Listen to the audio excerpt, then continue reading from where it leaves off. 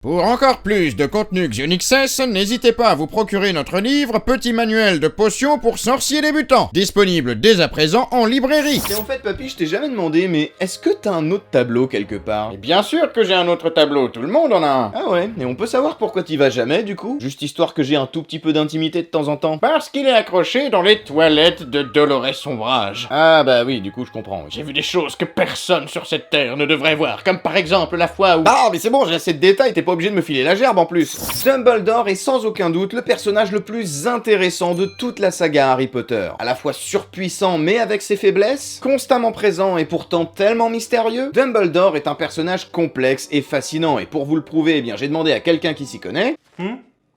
Ouais.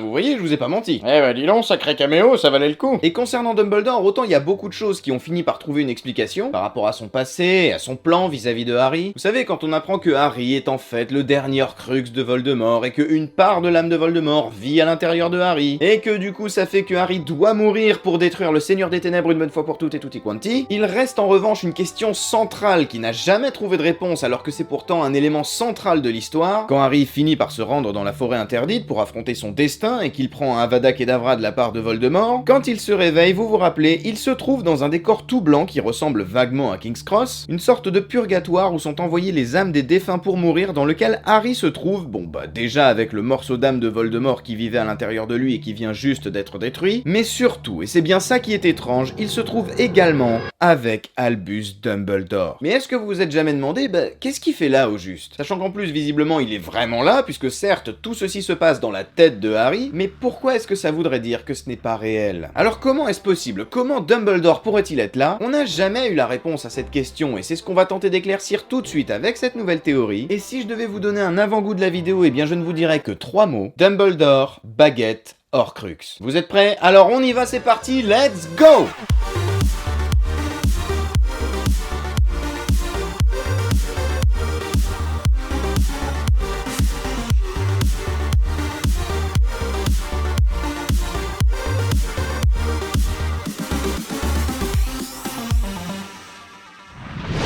Oui, vous m'avez bien entendu, j'ai bien dit Horcrux. Parce que c'est là-dessus que se base notre théorie du jour pour expliquer la présence de Dumbledore à ce moment-là, sur le fait que Dumbledore pourrait bien lui aussi avoir créé un Horcrux. Et forcément, une fois qu'on a dit ça, il y a 2 questions qui se posent automatiquement. 1. Qu'est-ce que Dumbledore a transformé en Horcrux? Et 2. Qui Dumbledore a-t-il tué pour créer son Horcrux? Parce que pour rappel, il n'existe qu'un seul et unique moyen de séparer son âme en 2 parties pour en cacher un morceau dans un objet, et c'est d'assassiner quelqu'un. Mais attends, c'est pas possible, quand même pas Dumbledore. C'est un sorcier brillant qui passe son temps à chercher et à traquer les Horcrux de Lord Voldemort. Il déteste la magie noire, alors je n'en crois pas un mot, il n'a pas pu créer des Horcrux. Alors oui, c'est vrai que Dumbledore est pas super fan de la magie noire, là-dessus on est d'accord. Mais avec les Horcrux, c'est quand même un peu particulier. Comment ça? Je m'explique. On est d'accord que Dumbledore est le directeur d'une école de magie, dans laquelle il y a en plus une discipline qui s'appelle littéralement défense contre les forces du mal, on est d'accord? Oui, jusque-là je te suis, oui. Et on est d'accord que dans la coupe de feu, Dumbledore demande à Maugrey, enfin au faux Maugrey en l'occurrence, de montrer aux élèves les 3 sortilèges impardonnables. Ah oui, c'est vrai, mais où veux-tu en venir? Or, voici ce qu'on peut lire dans Harry Potter et le Prince de Sang Mêlé au moment où Slughorn parle des Horcrux à Tom Jedusor. C'est un sujet tabou à Poudlard, vous comprenez? Dumbledore est particulièrement féroce en la matière. Donc, si je comprends bien, parler aux élèves de sortilèges qui permettent de contrôler les gens, de les torturer et de les tuer, ça c'est ok, y a pas de problème. Mais par contre, dans un cours de défense contre les forces du mal, on n'a pas le droit de parler des Horcrux aux élèves parce que Dumbledore est particulièrement féroce en la matière. Vous trouvez pas ça un peu bizarre? Normalement, quand t'as un cours de défense contre les forces du mal, on t'apprend à te défendre contre toutes les formes de forces du mal. Surtout que ce qui est de pire dans la création d'un Horcrux, à mon sens, c'est qu'on est obligé de tuer quelqu'un pour en faire un. Alors pourquoi est-ce qu'on aurait le droit de parler du sortilège qui permet de tuer des gens, mais pas de celui qui permet de faire un Horcrux? Ça a pas de sens. Et d'ailleurs, pourquoi une telle haine envers ce sujet-là en particulier? C'est pas vraiment normal, et ça ne ressemble pas à Albus Dumbledore de créer une telle censure dans son école. À moins peut-être que ce sujet le dérange personnellement justement parce qu'il est concerné. Et s'il se sent aussi mal avec ce sujet, c'est peut-être parce que non seulement il est concerné et qu'il en possède un, mais qu'en plus de ça, il le regrette profondément. Mais ça n'a aucun sens. Pourquoi est-ce qu'il aurait créé des Horcrux pour ensuite les regretter? C'est débile. Eh ben je vais te dire papy, tout simplement parce que la création de ce Horcrux est le fruit d'un meurtre que Dumbledore n'a jamais voulu commettre, celui de sa sœur Ariana. Car oui, en effet, il n'y a qu'une seule personne en ce bas monde que Dumbledore est susceptible d'avoir assassiné, et cette personne, c'est sa sœur sœur, Ariana Dumbledore, qui a trouvé la mort lors d'un conflit qui a éclaté entre Grindelwald, Dumbledore et son frère Abelforce. Et de ce qu'on sait, aucun de ces trois sorciers n'a vraiment réussi à identifier qui est celui qui a lancé le sort qui a tué Ariana. Et comme Dumbledore le dit lui-même à Harry dans les Reliques de la Mort, « J'ignore, vois-tu, lequel d'entre nous dans ce dernier, cet horrible combat, avait véritablement jeté le maléfice qui a tué ma sœur. Tu peux me traiter de lâche et tu aurais raison. Harry, je craignais plus que tout d'apprendre que c'était moi qui avais été la cause de sa mort, non seulement par mon arrogance et ma stupidité, mais parce que j'aurais porté le coup qui avait mis fin à sa vie. » Bah oui, mais du coup, s'il a créé un Horcrux, il devrait le savoir quand même que c'est lui. Eh bah, ça dépend, parce qu'en fin de compte, ça ne compte pas vraiment de savoir qui est celui qui a lancé ce sort. Et ce à cause d'un tout petit détail extrêmement important, c'est que de toute façon, Dumbledore se sent seul et unique responsable de la mort de sa sœur. Pour lui, ce n'est pas le sort en lui-même qui a tué Ariana, c'est lui. Parce que peu importe qui a lancé ce sort, c'est de sa faute à lui si elle est morte. En tout cas, c'est ce qu'il pense, et il le dit d'ailleurs lui-même, non seulement par mon arrogance et ma stupidité. Il a le sentiment d'être à l'origine de sa mort, et c'est ça qui compte. C'est ça qui a pu déchirer son âme en deux, puisqu'il est absolument convaincu que c'est son arrogance, son égoïsme et sa quête de pouvoir qui ont mené à la mort de sa sœur. Et c'est d'ailleurs encore plus flagrant dans Harry Potter et le Prince de Sang Mêlé, quand il est dans la grotte avec Harry pour aller chercher le médaillon. Au moment où il boit la potion qui lui fait revivre ce moment de sa vie, Dumbledore dit en sanglotant « C'est ma faute, entièrement ma faute. » Donc ok, il est sûr de l'avoir tué, ça peut avoir déchiré son âme en deux morceaux. Mais du coup, vous allez me dire, bah pourquoi est-ce qu'il en aurait profité pour en faire un Horcrux par contre? Et à ça, je vais vous répondre tout simplement pour soulager sa souffrance. Vous avez vu l'état dans lequel était Dumbledore au moment où il venait de tuer sa sœur, vous avez vu ce qu'il était, peu importe qui a lancé le sort, de toute façon, comme on vient de le dire. Il était littéralement au fond du gouffre. Alors à votre avis, que ferait un sorcier comme Dumbledore, jeune et brillant, qui excelle dans toutes les formes de magie dans une circonstance pareille? Forcément, il aurait essayé d'utiliser son méga point fort pour régler son problème. Il aurait essayé de le régler par la magie. Et en l'occurrence, son problème à ce moment précis, c'est son sentiment de culpabilité. Et qu'est-ce qui est responsable des sentiments dans l'univers de Harry Potter? C'est l'esprit. Donc pour se séparer de cette douleur, il est tout à fait possible que Dumbledore ait sorti un morceau de l'âme de son corps pour le mettre dans un objet, pour extérioriser sa douleur et la mettre dans un Horcrux pour qu'elle ne soit plus en lui. Et pour preuve, voici ce que Dumbledore dit à Harry dans l'Ordre du Phénix peu après la mort de Sirius quand Harry est en train de péter un câble. « Harry, souffrir ainsi prouve que tu es toujours un homme. » Par opposition aux sorciers qui n'ont plus toute leur âme parce qu'ils en ont caché un morceau dans un Horcrux et qui ne sont par définition plus tout à fait des êtres humains. Et d'ailleurs, comment est-ce que Dumbledore pourrait savoir que les gens qui ne sont plus tout à fait des hommes ne ressentent pas la souffrance s'il n'était pas lui-même concerné? Et ça, c'est ce que nous dit la théorie. Alors après, moi j'en ai aussi une autre qui est une deuxième possibilité, à vous de voir laquelle vous préférez. Mais je me dis que peut-être que Dumbledore a créé un Horcrux à ce moment-là pour que Ariana, dans son esprit, continue de vivre à travers son Horcrux. C'est une autre possibilité, je sais pas laquelle est la meilleure, c'est vous qui voyez. Ah, je vois. Mais reste encore à savoir quel est l'objet maintenant que Dumbledore a choisi pour cacher une part de son âme à l'intérieur. Oui, sauf que c'est pas un objet, papy, c'est un être vivant. Et plus précisément, ce serait même un animal, puisque d'après la théorie, le Horcrux de Dumbledore ne serait nul autre que Fumsec, le phénix de Dumbledore.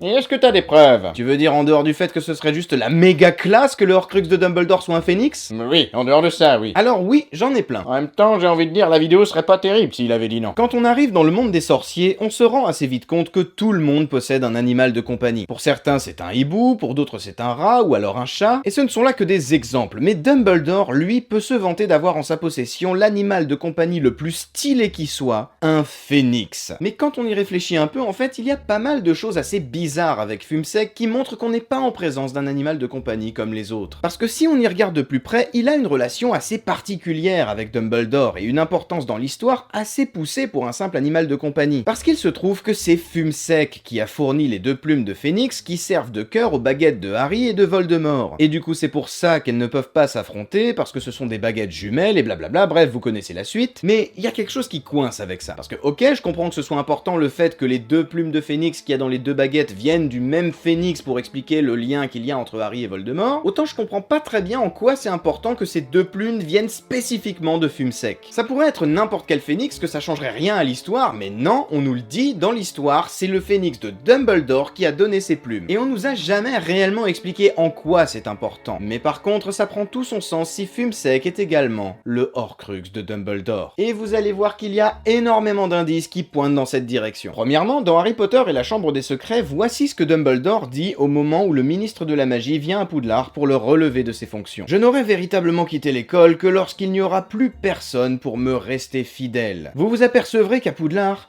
une aide sera toujours apportée à ceux qui la demandent. Or, qui est-ce qui débarque dans la Chambre des Secrets au moment où Harry montre sa loyauté sans faille à Dumbledore? C'est Fumsec. Et pourquoi? Parce qu'il y a un morceau de l'âme de Dumbledore à l'intérieur de l'oiseau. D'ailleurs, petit aparté, ça fait que cette scène est vraiment encore plus classe que prévu, parce que ça fait que le journal de Jedusor est en train de combattre le phénix de Dumbledore, ça fait que deux Horcruxes sont en train de s'affronter, c'est vraiment trop stylé. Et deuxièmement, et c'est sûrement là la chose la plus troublante, c'est que Dumbledore comprend vraiment très facilement que Nagini est un Horcrux. Vraiment beaucoup trop facilement même en fait. Parce que souvenez-vous, dans Harry Potter et le Prince de Sang Mêlé, quand Harry et Dumbledore viennent juste de regarder le véritable souvenir de Slughorn dans la pancine, Dumbledore nous explique qu'il a réussi à identifier certains Horcrux de Voldemort. Mais ça lui a pris des plombes parce qu'il a passé des mois et des mois à regarder des souvenirs liés à Voldemort dans sa pancine. Le tout pour comprendre quels sont les objets qui avaient une signification particulière pour lui et qu'il aurait pu transformer en Horcrux. C'est comme ça qu'il comprend pour la bague, c'est comme ça qu'il comprend pour le pendentif et la coupe de Poufsouffle, et à ce moment-là, il ne fait encore que supposer qu'il pourrait y avoir un objet qui a aussi appartenu à Serdaigle. Et par contre, pour Nagini, il trouve vraiment comme ça, sans aucune raison. Et voici ce qu'il en dit. Je ne serais pas étonné qu'il lui porte une affection plus grande qu'à n'importe qui d'autre. Il aime le garder à ses côtés, et exerce sur lui un contrôle inhabituel, même pour un fourche-langue. Est-ce que vous n'avez pas l'impression que Dumbledore pourrait utiliser quasiment la même phrase au mot près pour décrire sa relation avec Fumsec? Parce que Dumbledore, lui aussi, a une affection très particulière pour son phénix. Dumbledore, lui aussi, aime l'avoir tout le temps près de lui, à tel point qu'il est installé juste à côté de son bureau. Et Dumbledore, lui aussi, exerce un contrôle assez étrange sur son phénix, étant donné qu'il est capable de l'envoyer dans la Chambre des Secrets pour porter secours à Harry, qu'il est capable de l'attirer à lui pour se téléporter avec dans Harry Potter 5 au moment où le ministère vient le chercher dans son bureau, et qu'il est même capable d'utiliser son phénix pendant un combat, puisque dans Harry Potter 5, quand il affronte Voldemort, il se sert de Fumsec pour bloquer un Avada Kedavra qui a été lancé par Voldemort. Alors sachant ça, est-ce que Dumbledore n'aurait pas identifié très vite Nagini comme étant un Horcrux, justement parce qu'il a reconnu le même type de relation entre Voldemort et Nagini que celle qu'il entretient lui-même avec Fumsec? Et en plus de ça, toujours dans le même chapitre, voici ce que Dumbledore dit à Harry quand ce dernier est surpris d'apprendre qu'on peut transformer un animal en Horcrux. Ce n'est pas conseillé, car confier une partie de son âme à un être capable de penser et de se déplacer par lui-même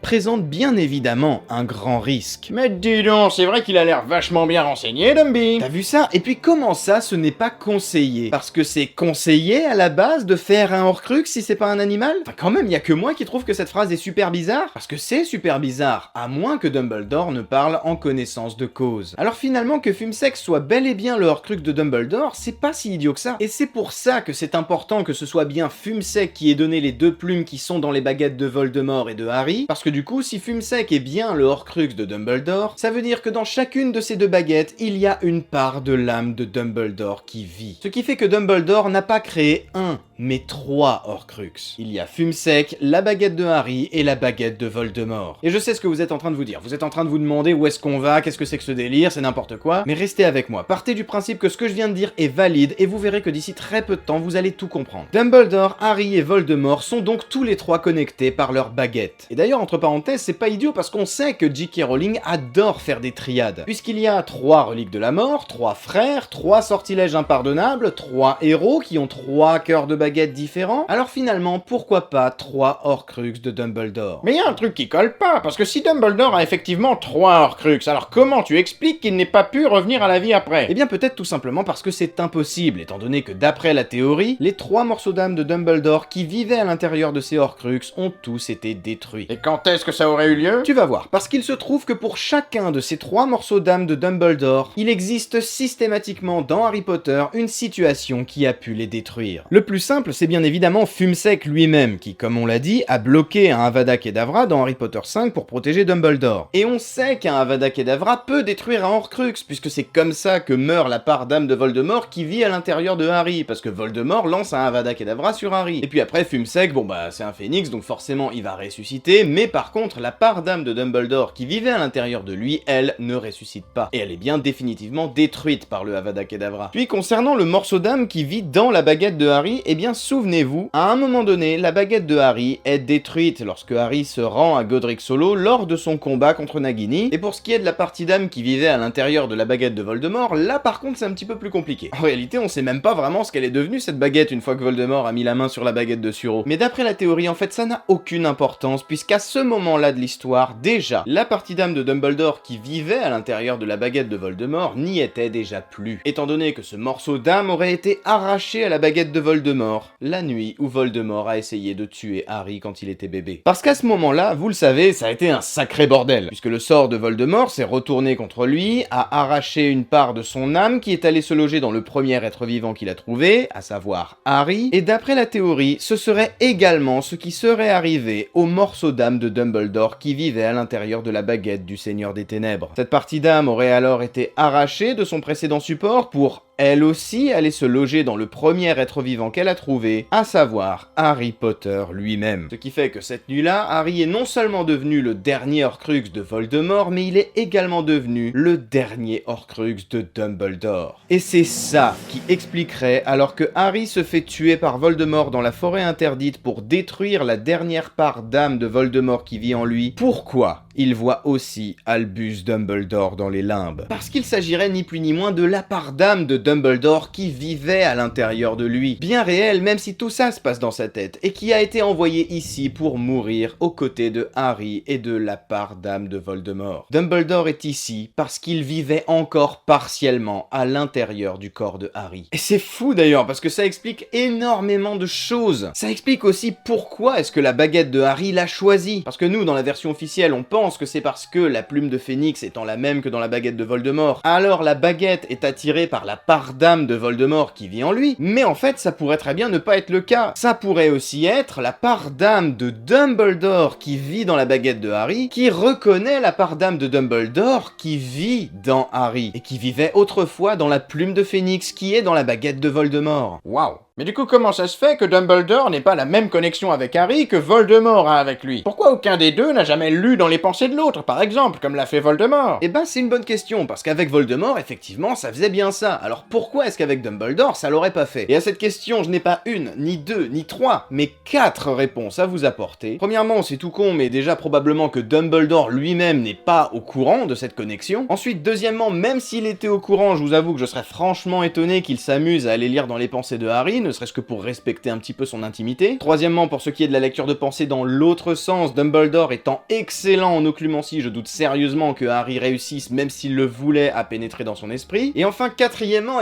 la connexion entre Voldemort et Harry étant tellement forte, et Harry étant tellement focalisé sur ce lien-là en particulier, eh bien il se peut que la connexion avec Dumbledore soit complètement passée inaperçue dans son esprit. Ah, j'avoue que c'est vrai que ça se tient pas mal, mais il y a encore un tout petit détail qui me chiffonne encore, parce qu'à un moment donné, dans les bouquins, on nous dit qu'on peut reconstituer une âme qui a été déchirée en éprouvant un profond remords. Alors pourquoi est-ce que l'âme de Dumbledore ne se reconstitue pas, sachant que le remords, pour le coup, il l'a? Eh bah tu sais quoi, connaissant Dumbledore, je pense que ça devrait même pas nous étonner en fait. Parce que je pense que quelque part, vis-à-vis du fait qu'il a tué sa sœur, Dumbledore est sans doute convaincu qu'il mérite ce châtiment. Et il est même possible qu'il se serve de ça pour ne jamais oublier que ce sont ses rêves de grandeur et de pouvoir qui ont fait de lui ce qu'il est aujourd'hui, à savoir l'assassin de sa propre sœur. Et voilà les amis, c'est la fin de cette vidéo, j'espère qu'elle vous a plu. Si c'est le cas, n'hésitez pas à vous abonner en cliquant sur le petit bouton rouge juste à côté de la vidéo. Si cette vidéo vous a plu, je vous invite à regarder les autres vidéos que je vous mets juste ici. N'hésitez pas à me dire ce que vous en avez pensé dans les commentaires, à me mettre un petit pouce vers le haut. Et sur ces bonnes paroles, on se retrouve dans une prochaine vidéo très vite. Et en attendant, comme d'habitude, vous le savez, je vous fais des bisous. À la prochaine, c'est Exio. Ciao.